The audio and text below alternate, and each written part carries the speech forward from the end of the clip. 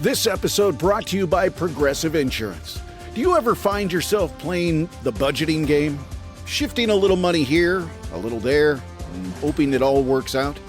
Well, with the Name Your Price tool from Progressive, you can get a better budgeter and potentially lower your insurance bill too. You tell Progressive what you want to pay for car insurance, and they'll help find you options within your budget. Try it today at Progressive.com. Progressive Casualty Insurance Company and Affiliates. Price and coverage match limited by state law. Not available in all states.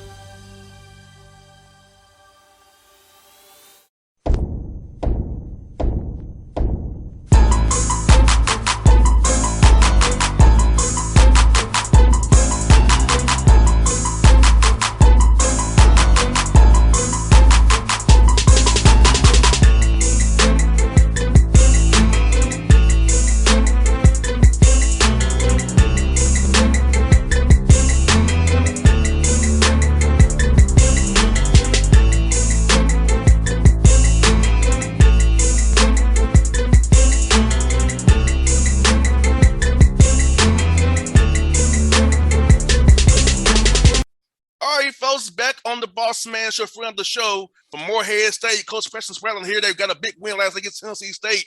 Coach, how you doing up there, Morehead, today, man? Man, doing great. We're enjoying a off day, which we haven't had in a long time. You know, played an OVC game on a Monday night last night, as you mentioned. COVID rescheduled from a game that was actually supposed to be our second conference game a few weeks ago, and so. The league decided we'd play Monday makeup games. And so what that presents is 3 games in 5 days and a bunch of tired Eagles, man. But, we were able to take care of business, 3 games at home and get the win streak going, continuing with that and enjoying an off day before we now hit the road for 3 games on the road coming up this week. But doing well, man. Doing well. Appreciate you having me on here. Anytime, Coach. Tell me this, man. You're on a 9-game winning streak so far. What's been the key to that winning streak? And I know you have some talented guys. What in your mind's been the key to this streak to get you guys going the way you have so far the last 9 games? Well, I think it's just taking it day by day, just focusing on getting better and understanding that every game is a little bit different.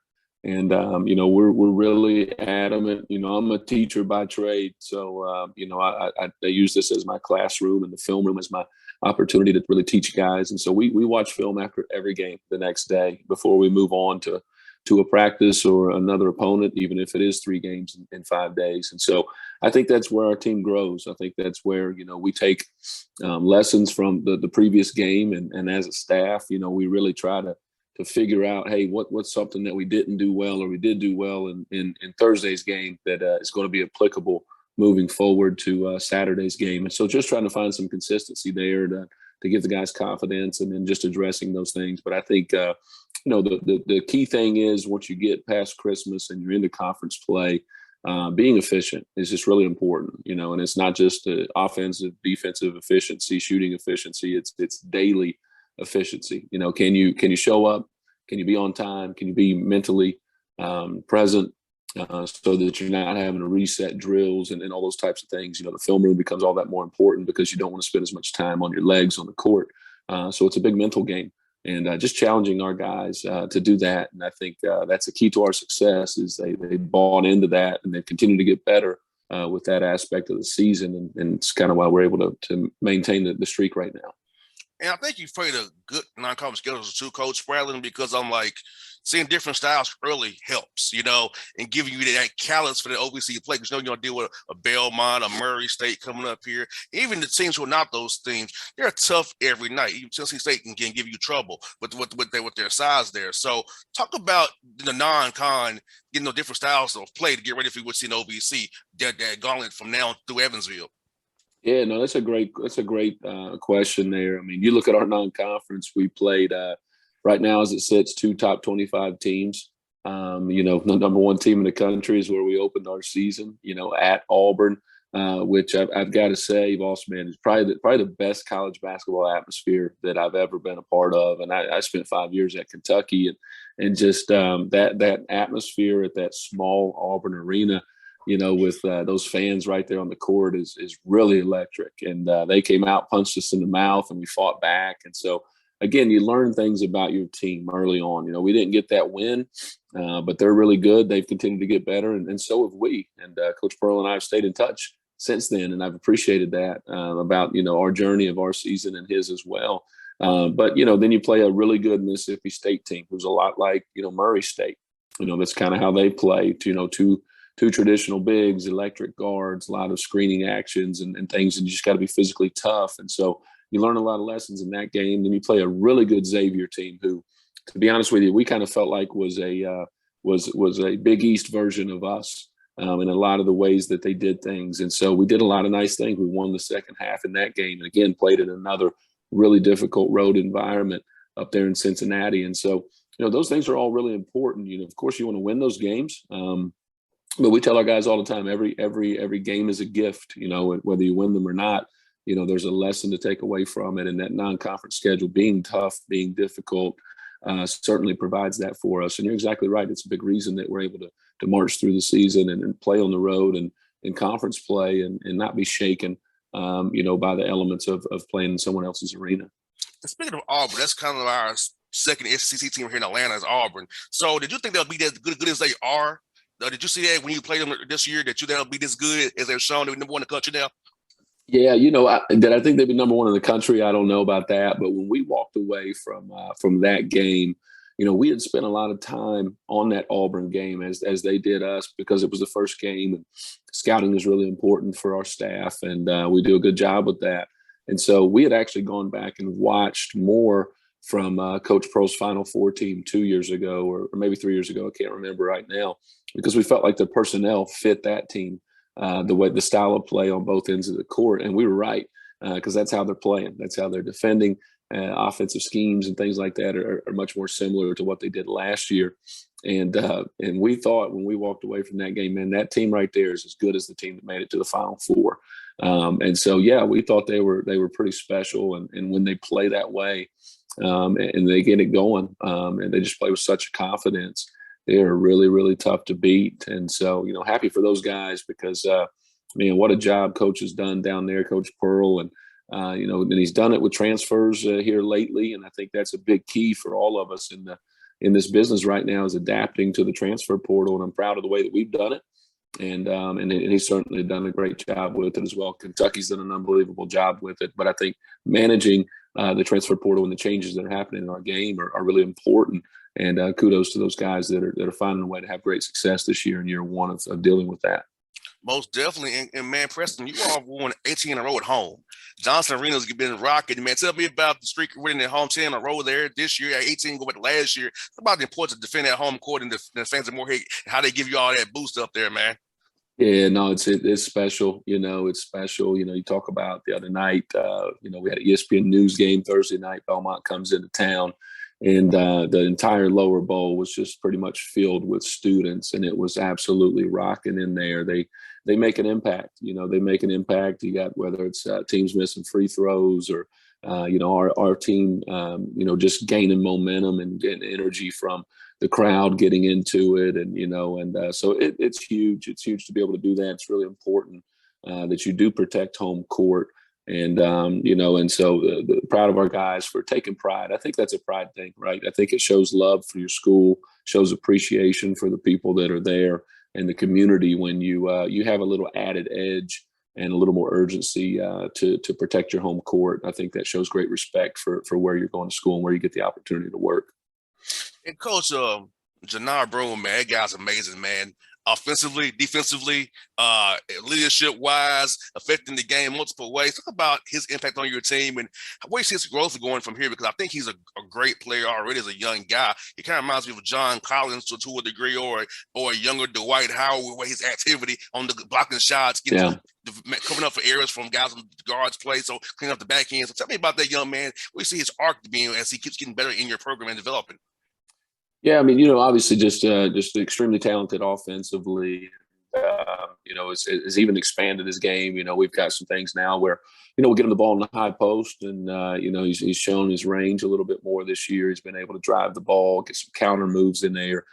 just extremely gifted offensively, improving as a passer, but which is really important because he's at the top of everyone's scouting report now. He's not sneaking up on anyone, and each team is going to have a different scheme each and every night as to just how they're going to try to make things difficult for him. Nobody's just going to let us throw the ball into him and play one-on-one. They're going to make it really hard to get it there. And then they're going to try to get it out of his hands. And so he's just, he's growing as a passer and understanding the game and being able to make the right play out of those passes out of those situations, which is hard. It's a hard thing because people aren't making it easy for him.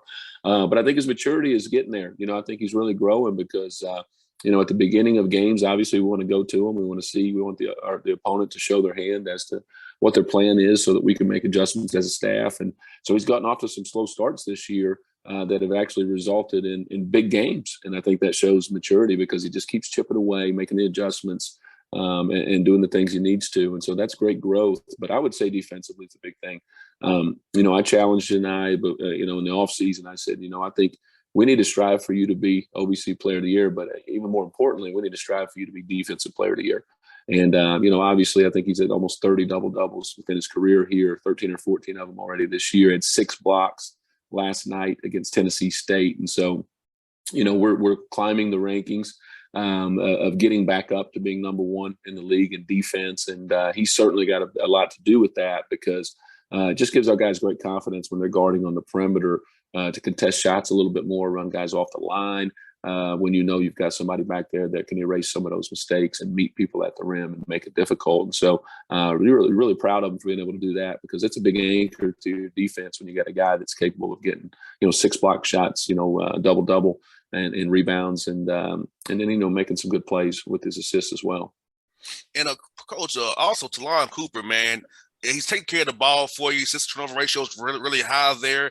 Because you want off those live ball turnovers. He's doing a good job of that, getting y'all your offenses easily there. So talk about his impact being a leader on the court with the ball in his hand, setting the table for you guys. Yeah, he is a special player. This is year 3 with us with Talon, and I think his leadership has really improved. You take a look at last year, he led us in minutes, but he came off the bench, and that was just the right decision for our team. And I think, he accepted that. He said, "Hey, man, whatever it takes for us to win." And I think that showed great humility. It's a big reason we had great success last year. But obviously he's our starting point guard, and even though he played starter minutes last year, he's top 10 in the country right now in assists. He's keeping us organized. He's creating easy shots for everyone. And, our guys feed off of him, whether it's Janai inside, it's our guards on the perimeter, getting easy catch and shoot plays. But he's just a really gifted passer. And I'll say this about Talon, he's probably got the highest basketball IQ of any player that I've ever coached. And that, it's his 13 years, including 5 of them at Kentucky. I just think his feel for the game is really exceptional. We joke all the time that as a staff, like one of these days, we're going to fight for him to whoever we get on, whether he's on my staff one day or he's going to be on one of my assistants when they become head coaches. We're all going to be fighting over him because he just got such a gift in his vision and his feel for the game. And you're seeing that this year with the confidence that he's playing with and everyone feeding off of it. I think Janai being inside and Talon outside helps Trey Hollowell hit those bombs from downtown. Talk about kind of just about the passing, because if Janai's a double team, you got get them in rotation, you're gonna get your man Trey knocking down some bombs for you. So talk about his impact as well, how Talon and Janai helps him as well. Well, we've got great balance. We play the game inside out. Obviously, you got the best post player in the league inside, but and that was important, right? That we surrounded Janai and gave Talon outlets with guys who could really shoot the ball this off season. And Trey was the first commitment that we got via the transfer portal, and Kentucky guy that we were able to bring back. And what a gift he's been. He was able to hit the 1,000-point mark the other night, which was really special against Belmont, a nationally televised game at home. And I'm really thankful to be his coach, to be able to be there for him, because obviously he didn't score all 1,000 of those points here at Morehead State. He scored a bunch of them at Wofford, but he's certainly scoring the ball for us here. And, man, he's an electric offensive player, and he's one of those guys. I mean, he could hit 5 straight threes. He could miss 3 straight, but he thinks the next 5 are going in.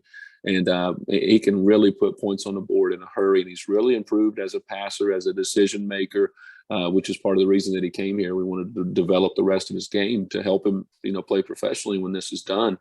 And he's really getting better as a defender too, taking pride in that. But he's just been a joy to coach, and he gives us great balance on the perimeter, and gives Talon some outlets when we're playing ball screen coverage or ball screen offense. And Janai is commanding a lot of attention. It puts a lot of pressure on the defense when you got a guy behind the ball that can really fill it up like Trey can.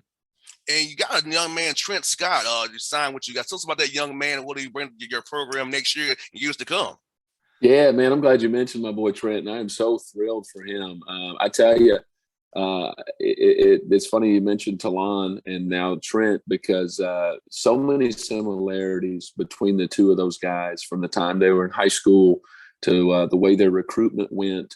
And we see a lot of Talon in Trent. We think that Trent, could become very much what Talon is for us down the road. And a blessing that, those guys will hopefully be able to spend a year or two together, young Trent and older Talon, and get an opportunity to learn from a guy like him. But he's a big guard, which is, you look at our roster, the smallest guard we have on our roster is 6'2", and majority of our guys are 6'3", 6'4", 6'5". And so length is really important for us, and Trent certainly fits that mold. But he's a 6'4", really athletic, can really shoot it, but great feel for the game and great passer, great competitor, but even better person. He's got a great story in recruiting that, he wasn't a shoe circuit guy. He kind of played in some offshoot deals in Atlanta. Really, we saw him play there the most. And he had some opportunities once he started blowing up and playing really well. And some bigger programs tried to pull him away in the middle of the summer, but he had so much loyalty and enjoyed where his recruitment was at, particularly with us, that he stayed true to his AAU program. And that really meant a lot to us, that he wasn't out there chasing big offers and going for the superficial things. He was looking for the right fit, and he found that here with us. Oh, no doubt, man. I had to mention that young man. I love a guy who played here in Atlanta. I knew he played here a lot, so I wanted to make sure we shouted him out for that as well. You did it for me. For sure. Yes, well, Preston, thank you for your time, buddy. As always, man, I'll be cheering for you as always, man. Best luck to you. Hope you all stay safe, stay healthy, and do good in Evansville, man. Bring it home again, buddy. Well, we sure appreciate it, brother. And listen, hopefully we're doing another one of these interviews after a championship this year. We've got a long ways to go, but I like the direction that we're headed, and I certainly appreciate you always taking interest in our program. Anytime, brother. You be safe, man. All right. Thanks, boss. See you, buddy.